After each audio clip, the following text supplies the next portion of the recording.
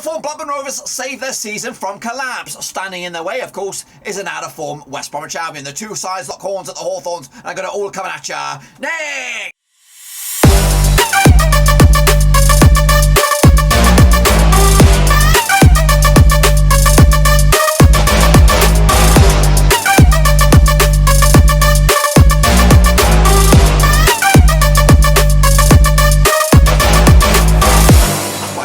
With another match preview, looking forward to Blackburn Rovers taking on West Brom down at the Hawthorns, and we'll get to that in just one second. If you're new, where you been? Smash your subscribe button, keep banging up to date with all things Rovers related, Championship related, World Football related. We're gonna know here, boys. Under one Rooski, that's right. Stevie Bruce takes over, or has been taken over. West Brom, of course, his first game at the Hawthorns is coming at you Monday night. Of course, standing in the way is former West Brom manager. That's of course Tony Mowbray, who's going to come out on top. We'll take a look at all of it in a minute. Of course, big shout out to my VIPs. They are the Patreons, of course. Thank you for loving, of course, behind the scenes. Now, before we jump in the deep end, I've got Stevie Ward here, of course, part of the Blackburn Rovers Mafia. Of course, welcome to the stream here. Of course, he's here, and he's going to talk about the game itself as well. So, Steve, give me your first and foremost your thoughts and opinions about this game as we look forward to kick-off on Monday night. Hey Dirk, thanks for giving me the opportunity to be a part of this Rovers enterprise that you're starting to grow. I myself, as a Blackburn Rovers fan, am quite an optimistic Blackburn Rovers fan. I know you don't get many of them, but I think that there should be a lot of hope going into the game on Monday night. The only negatives really to take going in is that Lenihan red card, and that will be without our skipper, and that we won't have his leadership on the pitch, and then through balls coming in from the right centre-back position. But we've got a fantastic replacement in Ayala, who will be winning them aerial battles, who will be able to take charge, and he just slots in nice with the back three. I actually think that one of the main reasons there is a lot of hope is that we are third in the league at the moment, and that says a lot. Despite the poor form, we also are going up against a team who are very similar in ourselves, who have a very strong side, a very strong squad, but they also have a very poor run of form since the Christmas period. I think one of the reasons why we should be so optimistic is that we've got these new signings in who have shown very good potential. We've got Giles, who against Swansea has shown that he's already cutting the mustard. He can ping balls in for fun, and that left foot can really hurt some teams. We've also, as I said, with Ayala coming in, he's fantastic in the air. He's got a great aerial presence. And on top of that, Gallagher's coming back, who him and Giles should in theory just link up like it's like peanut butter, really. Like they should be a deadly combo in this championship. On top of this, we've got Zefalk coming in, and he's shown how versatile he is, which we don't normally have in a Blackburn Rovers player. Yes, we've got Buckley, who's slotted in right back every now and then, but it's not the type of thing really you want to see. But Zefalk has shown that he's got a lot of potential. He's not the finished product, nothing at all, the finished product, but he's one of those players that is going to be great coming in off the bench with that pace, that blistering pace that he's already shown us. Lastly, the other signing that we have is Hedges. Against Nottingham Forest, he did show that he can press, which is something that I think that Tony Mowbray wants from his team. So as he gets to gel in with this squad, I think he's going to be one of those players which is one of those that you need in a team, where he isn't one of those players that's going to be banging in 10, 15 goals a season, but he's going to be one where we'll bring him on and he has the chance to nick a goal. On top of this, we've got Brereton Diaz, who this season's been fantastic. He wasn't his full self against Nottingham Forest. He had that bit of jet lag, so he should be a lot fresher in this game against the Baggies. So there's more chance of him being lethal. And on top of this, Kadra and Dolan and Gallagher are all coming back as attacking options for the team, which we've been crying out since Christmas, really. And lastly, just to add to the hope, just to kind of encourage other Blackburn fans and give them hope, I kind of just want to say that West Brom, just want to reiterate that West Brom are in the exact same situation we are, if not worse, because their run of form has been near on identical to Rovers.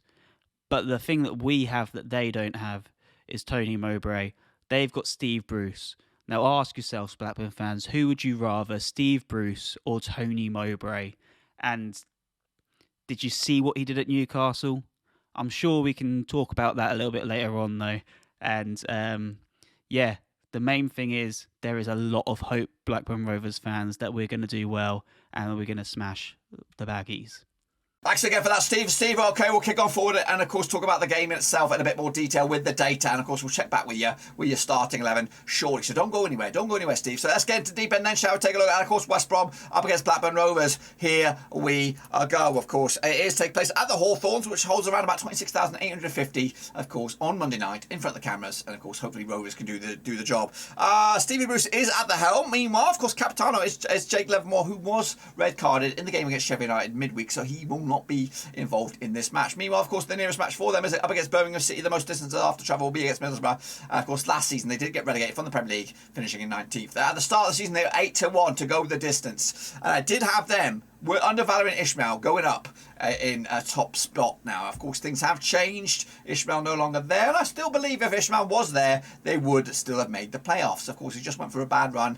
And I think the appointment of Steve Bruce, this is just my opinion, might not work out for the Grand Master Plan for West Brom. Hey, Dirk, I'll try to keep this one a lot shorter than the last answer. I don't think we should be fearful of Steve Bruce whatsoever. Yes, he's managed to get 4 or 5 teams promoted from this division, but the main thing is look at his recent managerial statistics. Like, for example, when he managed Newcastle, it kind of showed that he might be a little bit out of date with this modern day era of football tactics. Steve Bruce likes to stick to a plan and he doesn't adapt to that. Unlike Tony Mowbray at the moment, you can see that sometimes he doesn't do it as quick as some Blackburn fans might like, but he does adapt. So I think that might be the West Brom's downfall on the game on Monday night. Despite me not thinking Steve Bruce is a threat, I do think the West Brom squad is a big threat. They have created the third most big chances this season. They've got players like Callum Robinson, who has 8 assists. They're a team that like to create chances, which could be our downfall. So if there's anything to fear, I wouldn't say be fearful of Steve Bruce managing his first home game.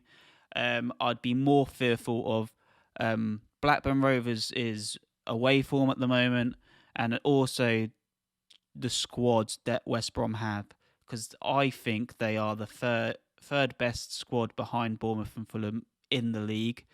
We'll just have to see if the possession that we'll let them have and the chances that they can create from that will be put away, or whether we can hit them on the break like we have done many other teams this season.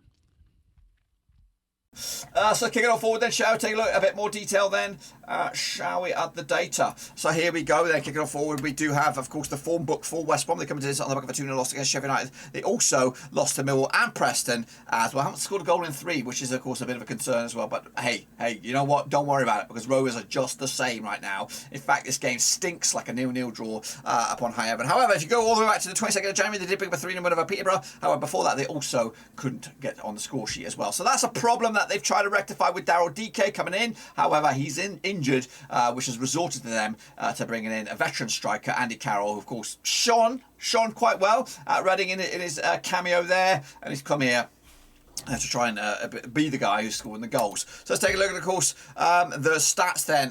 Grant's got himself 10 goals so far. Robertson's got 6. Phillips got 3. And Mount's got 3 as well. As for the Yellows, Liverpool's got 8. Barley's got 6. Malaby has got 6. And Kipley's got 6 as well. Again, Kipley forever linked with Rovers when he was at Wigan. Since then, of course, when it didn't work out for him at West Brom in the Premier League, he was also linked again. But now I think we've forgotten about him. We've moved on to pastures new, but he could be a key part in West Brom's defence moving forward. Liverpool's got 2 red cards this season. Johnson, Mowat and Furlong also got reds. 5 red cards. Just in that description there could be more. Look at my start 11 there for you for West Brom. They've got Johnson between sticks, Townsend at left back, Furlong up right back. They've got Clark and Ajayi in midfield. We've got Mowat and Mullenby will probably come in there for, of course, Livermore. Adam Reach, of course, linked with the Rovers at the start of the season, decided against it. Robertson, Dienganga, and I've got Grant up top. Carroll maybe on the bench. I think he hasn't shone so far, of course, but maybe Steve Bruce will go with him. We'll see about that. Of course, heading out of this game, they'll take on Luton Town. Difficult game, of course. They just got beat, though, Luton Town, so a good chance for them to bounce back. Both of the 2 sides will be looking towards as well. Then, of course, they take on Middlesbrough at the Riverside. Swansea, of course, difficult. Hull City away. And, of course, Huddersfield Town. So, it's a difficult resume there for West Brom when you look at it. Let's take a look at, of course, Blackburn Rovers, the visitors. Tony Mowbray is the manager. Darren Lennon is the captain. He will not be there. So, both captains will not be involved in this game. How surprising is that? Of course, the nearest match for them will be Preston off end. The most distance off the travel will be Bournemouth. We've done that already. 15th last time around. 20-1 at the start of the season. 10-1 to lift the trophy at the end of it. Of course, kick it on forward then. Let's take a look at Rovers' resume. Of course, not good. 2-0 loss against Forest at home, 1-0 loss against Swansea on the road, 0-0 draw against Luton Town. We did pick up a winner against Middlesbrough and we also lost against Hull City. So we've only scored once in the last 5, which is not great either. Of course, Diaz went away, travels. Of course, he hasn't scored this year. So it's been a while. So he owes us a goal. He does owe us a goal. What do you think about that, Steve? Of course, but does that bear in mind when, of course, you come at you with your own team news? So give it to us straight what you think will be the lineup. Of course, I expect a bit of changes because I thought we were dreadful against Forest, and of course injuries. Of course, Zifu picked up a niggle, Lennon with the red card. So give it to us straight what you think about the lineup for this game. I think there actually will be quite a few changes from the Forest game. The main 2 I would say would be Ayala coming in for Lenihan after the sending off, and I think that Nyambe will come in for Zifelk, just because I think the team needs a little bit more experience. One of the interesting things I saw from a stat midweek actually was that the games that we've played with Nyambe on the pitch, we've gained an average 2 points this season, and without him, we've only got 0.45. So the Rhino at the back, I believe, is one of those players that he doesn't always give an attacking threat, but he is a player that's so instrumental to this team. But my actual whole team, I'd pick Kaminsky in goal. I'd continue with a back 5, but I'd pick Nyambe, Ayala, Van Heck, Wharton, and hopefully Pickering if he's fit. If not, I'll have Giles in there. Then I'd have a midfield 3, the same midfield 3 that's worked out so well this season in Travis, Rothwell, and Buckley. And then I'd pick Brereton and Galley up top. I think Galley has got that next step up that he can do after that goal that he scored against Middlesbrough. But that obviously depends on the fitness and where they're at. If Sam Gallagher isn't fit enough, I'd love Dolan to come in, because I think despite not having a shot against Forest, he looked like he's back to rip it up really for Rovers. All right then, folks, let's take a look across the stats then. Diaz has got himself 20 goals so far. Gallagher's got 6, Kadra 4, Donald's got 4, and of course the rest of the chasing pack as well. Meanwhile, kicking on forward, the discipline. Buckley's got 11 yellows, Lennon's got 8, Van Heck's got 8, Rothwell's got 7, and Lennon also got a red card with Nyambe and Van Heck as well. So he will not be part of it. We already know about that. We've got your team news, of course. We'll hang back, of course, at the end of it for your prediction and a wrap up as well. So bear with us, Steve. Kick it off forward then, shall we? We've got the fixtures coming out this one for Rovers to take on Millwall at home.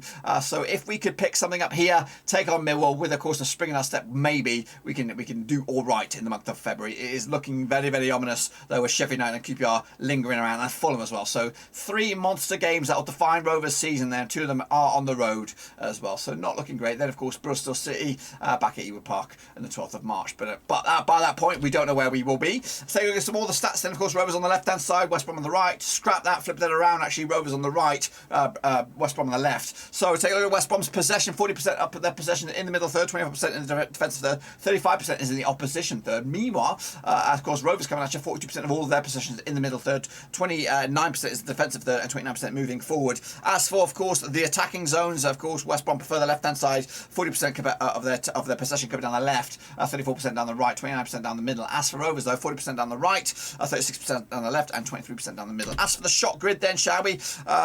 West Brom, 55% of all their shots in the 18-yard box, 34% outside the box, and 11% in, of course, the 6-yard area. Meanwhile, Rovers, 8% in the 6-yard area, 57% in the 18-yard box, and 35% outside the box as well. Shot direction, 72% down the middle for West Brom, 17% down the left, 11% down the right. Rovers, of course, preferring the left-hand side, 20% of the time there, 16% down the right, and 64% down the middle as well. Let's take a look at the form then. Of course, West Brom's home form, just one win in the past 4 for them. Meanwhile, Rovers also 1 win and the past 5 for them on the road, so not great. Both sides coming to this in very, very woeful form. We'll elaborate on the form in a minute, but of course, they played each other 21 times since, 1999. 6 wins for West Brom, 7 wins for Rovers, and 8 draws. Of course, West Brom just 1 win and 6, 17% form. Meanwhile, Rovers 2 wins the past 6, 42% form. However, it still looks shit for Rovers. Of course, Rovers' biggest win over West Brom, 2-1 win. The biggest win there is a 3-0 win. They scored 25 goals to our 27, and we've got a 1.19 goals game ratio. They got 1.19 goal game ratio. Of course, take a look at the last 6 then over at the Hawthorns. It's 3 wins for West Brom, 1 win for Rovers, and 2 draws. Last round was a 3-2 win for West Brom. Of course, Rovers picking up the 1-0 win. It was a 3-1 win way back in the Premier League back in December with Nikola Kalinic getting a couple of goals and a red card though as well. So yeah, 1 win. No, it's not really. It's pretty grim stuff over at the Hawthorns. Let's take a look at the last 6 overall then. At the start of the season, they picked up a 2-1 win. That's West Brom. Mowat on the score sheet within the first minute. That was a bit of a sucker blow. Phillips, of course, doubled the lead before Diaz gave us hope. However, our last win over them was a 2-1 win. I was there. I was on New Year's Day, 2019. Mulgrew, I think, direct from corner, and Dacarino 5 minutes later to give us the W. Livermore got himself sent off on that game as well. Take a look, of course, the goal stats and, of course, the figures here. On average, Rovers, this has gone down now. This is bad. This is bad juju for Rovers here. Forever. This is the first time I've seen it below a 2 on average. We've got an average, a goal a game now for Rovers. 16 shots on average for West Brom, 11 for Rovers, 2 yellow cards apiece. They pick up around about 6 corners to our 4, and we've got a better success in the air. They've got a better success on the ground, and we have a better pass success rate as well. So that's a good little stat for us. We don't see that very often. Meanwhile, of course, taking a look at their home form versus our away form, they pick on average 2 goals a game at home compared to our 1 goal a game. They have 17 shots as well on average compared to our 9. We pick up more cards than we do on the road. They got more corners, 7 of 4. Again, better in the air. They're better with the passing success rate at home than we are. 56% possession as well for them as well. Kicking off forward, let's take a look at the goals then. 45 goals for Rovers. It's been a while though. 34 for West Brom, 22 through open play for them, 8 set pieces and 4 OGs. As for Rovers, 29 through open play, 7 set pieces, 4 counter attacks, 4 penalties and 1 OG. We have a conversion rate of 13%. They have a conversion rate of 7%. They got 15.7 shots per game ratio. We have a 10.9 shots per game ratio. Meanwhile, of course, goals conceded, 26 for them, 33 for us, 19 through open play, 4 set pieces, 2 counter attacks and 1 penalty. Meanwhile, Rovers, 25 through open play, 5 set pieces, 1 counter attack, 1 penalty and 1 OG as well. We have a conversion rate of 9%. They have a conversion rate of 11%. Of course, we've got Kaminsky signed on the dotted line now for another 3.5 years. He ain't going anywhere, guys. So it's giving us a big old boost.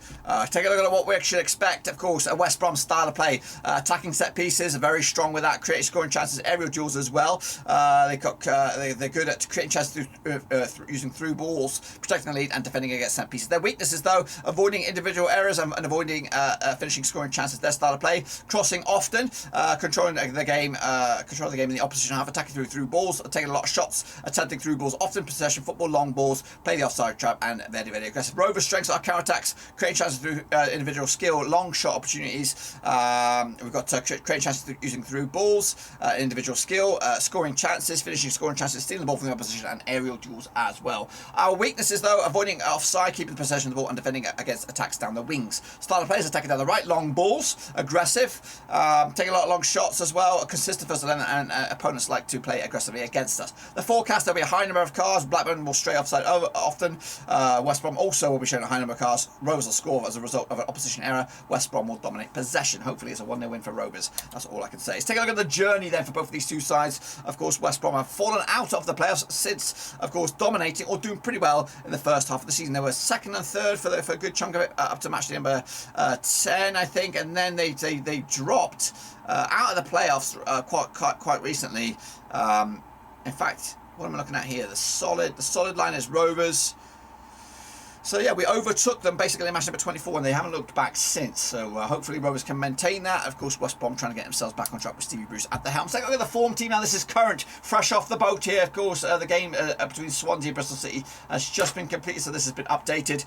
Rovers coming at you. They are not doing well in the form table. We are down there in 20th. However, fortunately, West Brom are 21st in the form table, so hopefully we can get that back on track. We only picked up 7 points out of possible 18. They've only picked up 4 out of possible 18 as well, coming at you though. Take a look, of course, the home form then. Rovers doing well in 4th spot, pick up 13 out of 18. That's great. West Brom though into 14th, only 9 out of possible 18. Just 1 defeat though in the past 6 games at home. Take a look, of course, the away form. Rovers doing all right in 9th, 10 out of 18. However, haven't won in 3 games on the road. We could do with a result. Take a look, of course, the possession-based sides here. Of course, Swansea lead the charge on that. 61.2, Fulham of course 57.4, Sheffield United of course 56 as well, Bournemouth and QPR. As for the most aggressive, Rovers lead the charge on that one, Stoke, Borough, Bournemouth and Cardiff. As for the aerial duel, Stoke lead the charge on that one, Rovers of course second best, Cardiff, Millwall and West Brom of course up there as well. Shots per game, Fulham lead the charge, West Brom not too shabby as well, Coventry, Sheffield United and QPR. As for the pass accuracy, what have we got here? Swansea lead the charge, Fulham, Sheffield United, Bournemouth and QPR. Of course, take a look, of course, the recent results, of course, this past weekend. Huddersfield picked up an 0-0 draw against Sheffield United,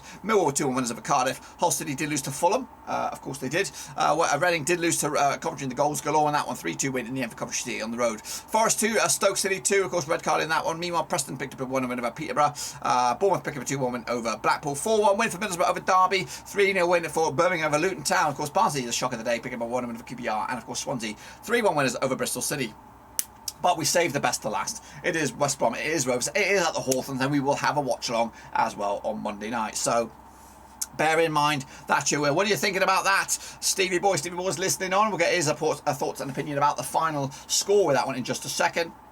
This is the table right here, right now. Of course, Rovers are third. A win for us can close the door, of course, or the gap a little bit. On Bournemouth, they've got a 5-point cushion now. Rovers just got a 1-point cushion over QPR, but of course, a win today would give us a monstrous boost with the likes of Huddersfield, Middlesbrough, Forest, Sheffield United all closing in now. And of course, West Brom out the playoffs, but a win for them, they could actually get right back in the thick of things and move up to 7th as well. Stevie Boy, you're listening. Get ready. I want to hear your prediction, but of course, the goal scoring charts look like this. Mitrovic leads the charge, 31 points, 11 goals clear of Diaz, who's in 2nd spot. He hasn't scored in a long time. Solanke is in there in 3rd spot, with Wyman doing very well for Bristol City. Adebayo, Graben, Jakobsen, Pirro, Gayokis and Sharp up there now in the top 10 is for the assists. We've got here, we've got Swifty Boy leading the charge, 11 there, of course, Willock, Wilson, Giles and Robinson as well. So Stevie Boy, after all of that, what do you think about the result between West Brom and Blackburn Rovers? Give us your prediction, of course, your thoughts about the game as we look forward to it on Monday night. Thank you for giving me the opportunity to become part of this Rovers mafia. I myself, I'm a bit wary of the chances they can create, and if I was to use my head, which I'm not going to do, but if I was using my head, I'd see us drawing 1-1, but I'm going to go with my heart. I can see the team using the grit and fight and nicking a 1-0. I can very much see the game ending up a lot like the Middlesbrough game in that essence. And for me, the goal scorer, if Giles does play, I'd love to see Ayala nicking a header from one of his big crosses. But yeah, thank you very much for letting me on the channel, and yeah, hopefully more of these to come.